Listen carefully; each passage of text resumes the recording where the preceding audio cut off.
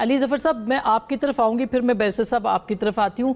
ये बताइएगा कि अब पॉलिटिकल सिचुएशन भी है, ये जो सियासी सैलाब है उसके अंदर पाकिस्तान तहरीक-ए-इंसाफ जो है उसका अब नए फैसले भी आ रहे हैं, तो क्या आपको लगता है कि ये जो सैलाब है, जो अदम इस्तेहकाम का, सियासी अदम इस्तेहकाम का सैलाब है, उसको थमना नहीं चाहिए जो इस वक्त पाकिस्तान की सूरत हाल है उसमें? देखिए, पहले तो मैं कहूँगा कि ये जो सैलाब है पूरे पाकिस्तान में आया हुआ, ये एक कौमी बहरान है और इससे हमें निपटना है। ब्लेम गेम, किसने क्या किया, किसकी गलती है, रेस्क्यू वर्क ठीक है नहीं है, वो बात की बात है। लेकिन जिस तरह खोखर साहब ने कहा कि ये इस तरह की आफत जो है वो हमारे ऊपर अब आती रहेगी क्लाइमेट चेंज की वजह से, और हमें एक प्लान बनाना है, मुस्बत प्लान बनाना है ताकि आगे आके लोगों को मुसीबतें ना हों। तो सबसे पहले तो मैं दुआगो हूँ जो जो इस मुसीबत से गुजर रहे हैं उनके लिए, और मैं अपील करूँगा सबको कि जितना भी हेल्प कर सकें, जितनी भी मदद कर सकें मुख्तलिफ अदारों के ज़रिए प्लीज़ करें, क्योंकि ये इस वक्त हमारा कौमी फ़र्ज़ है। जहाँ तक ताल्लुक है सियासत का, देखें, अब सियासत का तो पोजीशन बड़ी वाज़ेह थी। मैंने आपके प्रोग्राम पे और पहले भी बताया था कि मुझे नहीं नज़र आता कि किसी किस्म का इस वक्त कोई डायलॉग, कोई दरवाज़ा खुलेगा गुफ्तगू का, किसी किस्म का समझौता होगा, कोई बातचीत होगी, मुझे नहीं नज़र आता फिलहाल। और ये सारा जो पॉसिबिलिटी है कि मुस्तकबिल में कुछ हो जाए, ये हुकूमत के ऊपर है।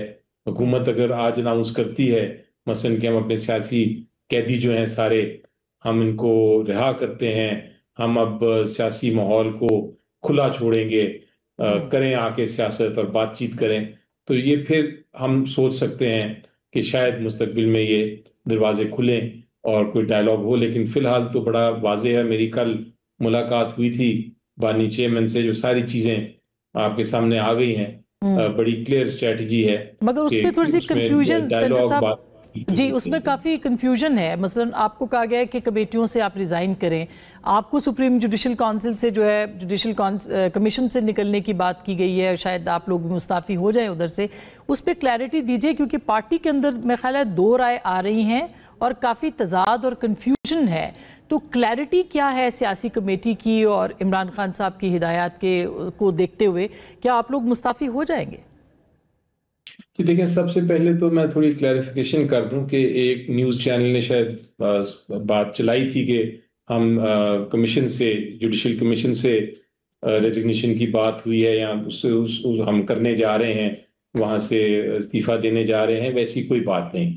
मैंने उस न्यूज़ रिपोर्ट की तरदीद भी कर दी थी, वो फेक न्यूज़ है। तो अच्छा। अगर ये कोई तासुर है कि इसकी तो बात भी नहीं हुई ना, 4 घंटे की हमारी गुफ्तगू हुई थी खान साहब से, कोई इस पे बात नहीं हुई। अब दूसरी अच्छा। जो बात है, जहां तक ताल्लुक है नेशनल असेंबली की कमेटी से इस्तीफा देने की, वो बहुत वाज़ेह इंस्ट्रक्शन है और उस पे अमल दरामद पूरी तरह होगा। वो पॉलिसी हो गई है पार्टी की और उस पे शुरू भी हो गया है काम। कोई भी ऐसी कमेटी नहीं है जिसमें हमारे मेंबर्स बैठेंगे, कोई भी ऐसी कमेटी नहीं है जिसके हमारे मेंबर्स चेयर करेंगे। वजह उसकी क्या है? वजह चेयर भी नहीं उसकी ये करेंगे? है अच्छा। कि जो ठीक। जो कमिटीज हैं, वो एक तो नंबर वन, कमिटीज का मकसद जो होता है वो हुकूमत के ऊपर तनकीद करना, उनको कंट्रोल करना, अगर कोई गलती कर रही है तो उसको दुरुस्त करना। जी। लेकिन नेशनल असेंबली में हमने ये देखा कि कमिटीज अगर कोई फैसला भी करती हैं तो उस पर अमल दरामद नहीं होता।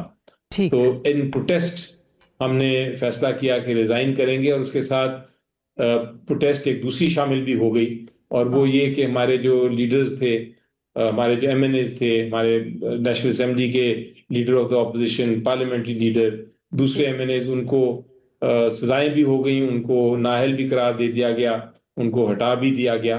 तो ये भी एक प्रोटेस्ट रीजन का है इसकी तरीका है। वजह से। अच्छा, और मैं जब सर